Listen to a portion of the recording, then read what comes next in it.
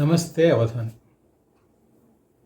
మొన్న 2 రోజుల క్రితం సోమవారం నాడు ఇండియా కూటమి మీటింగ్ అయింది ఢిల్లీలో. సరే, దాదాపు 23 పార్టీల వాళ్ళు మీటింగ్ అటెండ్ అయ్యారు. That's what the report is. 23 పార్టీల వాళ్ళు మీటింగ్ అటెండ్ అయినా ఈరోజు కూడా ఇండియా కూటమిని లీడ్ చేస్తున్నది ఎవరు అనే దాని మీద ఇప్పటికీ స్పష్టత రాలేదు. ఇదే దురదృష్టకరం. ఎందుకంటే ఇండియా కూటమిని కాంగ్రెస్ లీడ్ చేస్తోంది అంటే ఎక్కువ ప్రయారిటీ కాంగ్రెస్కి ఇవ్వాల్సి వస్తుంది. దానిని అంగీకరించడానికి భాగస్వామ్య పక్షాలు సిద్ధంగా లేవు. భాగస్వామ్య పక్షాలలో సరే అంటే లెఫ్ట్ పార్టీస్ ఏమో almost they last politically the priority. ఎందుకంటే మొన్నటి వరకు వాళ్ళకి కేరళలో ప్రభుత్వం ఉంది. కేరళ ఎన్నికల్లో పోటీ అంతా కూడా UDF and LDF. UDF is led by Congress party, LDF is led by CPM.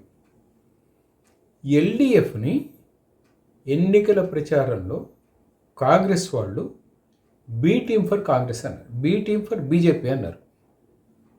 ఆ ప్రచారం చాలా ఎక్కువ వెళ్ళింది ఫర్ వేరియస్ రీజన్స్.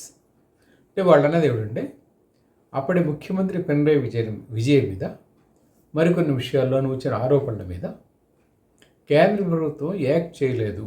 ఎందుకు యాక్ట్ చేయలేదంటే because it is B team for BJP అనే ఆరోపణలు చేసి ఇచ్చేసి. ఇది ఒక యాంగిల్, అంటే ఒక పార్టీకి సంబంధించి. ఇంకొకటి వెస్ట్ బెంగాల్లో కాంగ్రెస్ని మీ కర్మ మీరు చావడం నాకు సంబంధం లేదు అని మమతా బెనర్జీని ఎత్తుకొట్టింది. మమతా బెనర్జీకి నమ్మకం ఏమిటంటే నేను మళ్ళీ పవర్లోకి వస్తున్నాను, ఐఎమ్ ష్యూర్ టు కమ్. నేను ఎవరి లెక్కలు వాడుకుంటాయి కదా, ఆమె లెక్కలు అవ్వకండి. కానీ ఫలితాలు విరుద్ధంగా వచ్చాయి. ఫలితాలు విరుద్ధంగా రావడంతో పాటు పార్టీ వీక్ అవడం మొదలెట్టింది. ఎందుకంటే పార్టీ చీలిపోయి 58 మంది 60 మంది పక్కడిపోయారు. మేము అపోజిషన్ ప్రేమ అపోజిషన్ అన్నారు. స్పీకర్కి లేఖ ఇచ్చారు. స్పీకర్ ఆల్మోస్ట్ రికగ్నైజ్ చేసేది అయిపోయింది.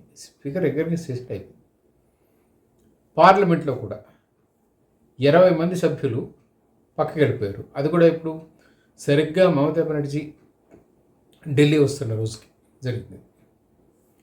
ఈ 2 సంఘటనలతో మమతా బెనర్జీ వీరికి కనుక ఆమెకు కాంగ్రెస్ అవసరం కనపడింది. చూడండి, అలాగే తేజస్వి యాదవ్ బీహార్, అలాగే ఉత్తరప్రదేశ్, వీళ్ళందరికీ ఏమిటంటే అఖిలేష్ యూపీ అఖిలేష్, వీళ్ళందరికీ కూడా కాంగ్రెస్ అవతల ఎందుకు కనపడుతుందంటే తాము వీక్ అవుతున్నాం కనుక. తాము కొద్దిగా బలంగా ఉన్నంతసేపు వాళ్ళు కాంగ్రెస్లో అసలు కన్సిడర్ చేయలేదు. They just thrown it like ఈయన డస్ట్బిన్ అన్నట్టే వ్యవహరించారు. దీనివల్ల కాంగ్రెస్ ఒకటే నష్టపోలేదు. కాంగ్రెస్ నష్టపోవడం అనేది ఇన్వేరియబుల్గా ఎందుకు జరిగిందంటే మిగిలిన పక్షాలు కాంగ్రెస్ని వేసుకోవాల్సిన విధంగా భుజాన్ని వేసుకోలేదు. ఖచ్చితంగా Congress is a national party which has spread across the nation. మిగిలినవన్నీ రీజనల్ పార్టీసే. ఈవెన్ మనం లెఫ్ట్ పార్టీలు మాట్లాడుకుంటే కూడా though they are national parties, their presence was very limited in many areas except 1 or 2. ఆ 1 or 2లో ఆ ఒకటి మిగిలింది, అది కూడా వెళ్ళిపోయింది. So now their presence is very limited. ఈ నేపథ్యంలో కాంగ్రెస్కి అండగా ఉండి కాంగ్రెస్ బలపడితే మనం బలపడతాము అనేదాన్ని వాళ్ళు అంగీకరించట్లేదు.